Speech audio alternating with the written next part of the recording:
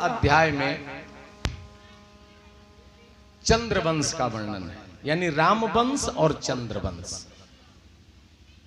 क्योंकि राम की कथा पावन पवित्र और कृष्ण कथा महाविचित्र। क्योंकि कृष्ण भगवान टेढ़े हैं ना, 3 जगह से टेढ़े। उनका मूर्ति आप देखेंगे फोटो तो गर्दन इधर, कमर इधर, पैर इधर। तो जैसे टेढ़े हैं वैसा ही उनका काम भी बहुत टेढ़ा है। हाँ, भगवान कहते हैं कि कृष्ण अवतार में मैंने जो किया वो मत करना, नहीं तो सब गड़बड़ हो जाएगा। मैंने जो कहा गीता में वो करो। और राम अवतार में राम जी कहते हैं कि मैंने जो किया वो करो। इसीलिए राम जी की कथा बिल्कुल सीधा है। राम नाम भी बिल्कुल सीधा, राम कहने में कोई दिक्कत नहीं। तो राम का नाम भी सीधा तो उनका काम भी सीधा है। और कृष्ण का नाम ही टेढ़ा है, कृष्ण। कई लोग तो कृष्ण कह भी नहीं पाते हैं।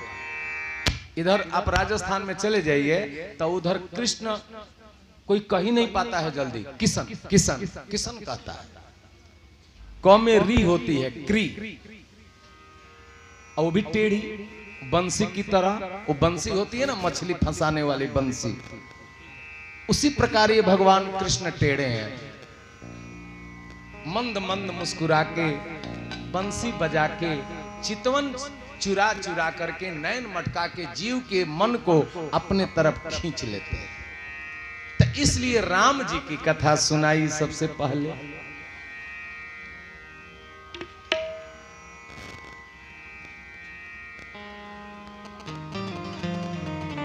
भगवान नारायण के नाभि कमल से ब्रह्मा जी की उत्पत्ति हुई। और ब्रह्मा जी के बेटा हुए मरीचि, मरीचि के बेटा हुए कश्यप, कश्यप के बेटा विवस्वान सूर्य। और इन्हीं से सूर्य वंश चला। बड़े बड़े प्रतापी राजा सूर्य वंश में हुए।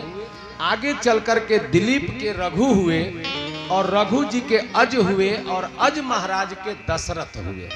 दशरथ के 4 बेटा, राम, लक्ष्मण, भरत और शत्रुघ्न। और इनकी शक्तियों की उत्पत्ति, प्रादुर्भाव मिथिला में महाराज जनक जी के यहां हुआ। सीता, श्रुतकीर्ति, मांडवी और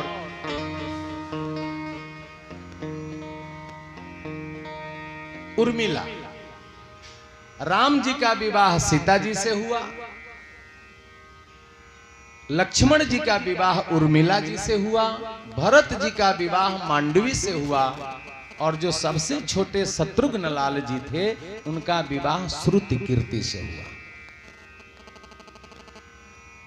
बड़ा ही सूत्रात्मक ढंग से, क्योंकि सुखदेव जी कहते हैं परीक्षित से कि परीक्षित, यदि मैं राम जी की कथा सुनाने बैठूं तो 100 वर्ष में भी राम की कथा समाप्त नहीं होगी। और तुम तो 7 दिन के ही मेहमान हो। 7 दिन में तो 4 दिन निकल ही गया, 3 दिन और बचा है। तो कहीं मैं राम कथा में डूब गया तो कृष्ण कथा तो अधूरा रह जाएगा।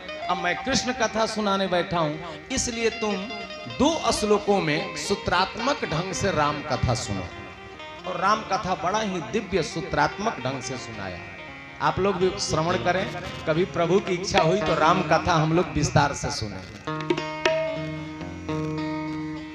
अरे मधुर मधुर नाम सीताराम सीताराम, मधुर मधुर नाम सीताराम सीताराम, मधुर मधुर नाम सीताराम सीताराम, मधुर मधुर नाम सीताराम सीताराम, मधुर मधुर नाम सीताराम सीताराम, मधुर मधुर नाम सीताराम सीताराम, मधुर मधुर नाम सीताराम सीताराम, मधुर मधुर नाम सीताराम सीताराम। ए सब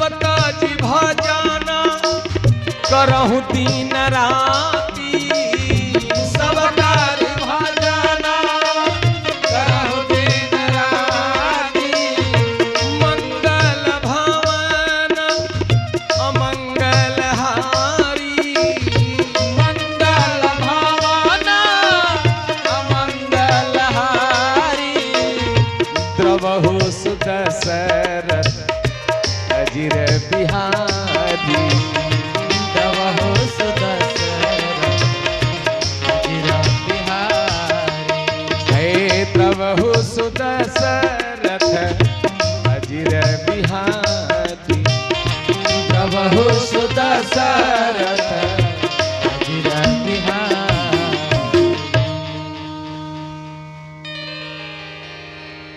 राम राज्य जब हुआ अयोध्या में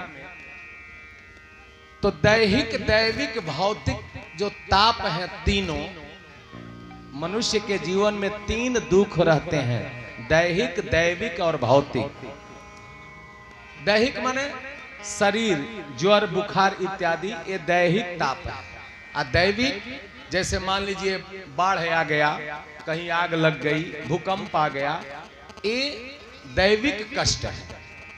और भौतिक भूत आदि जैसे सांप काट लिया बिच्छू मार दिया ये सब भौतिक दुख है। तो तीनों जो दुख है ताप है जीवन में जीव को दुखी करते रहते हैं। लेकिन राम राज्य जब हुआ तो ये तीनों ताप समाप्त थे कोई बीमार नहीं होता था।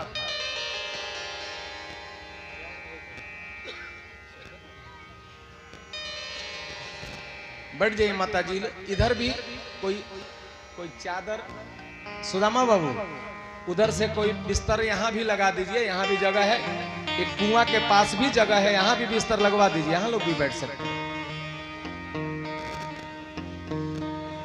प्रेम से बोलो सियावर रामचंद्र की जय।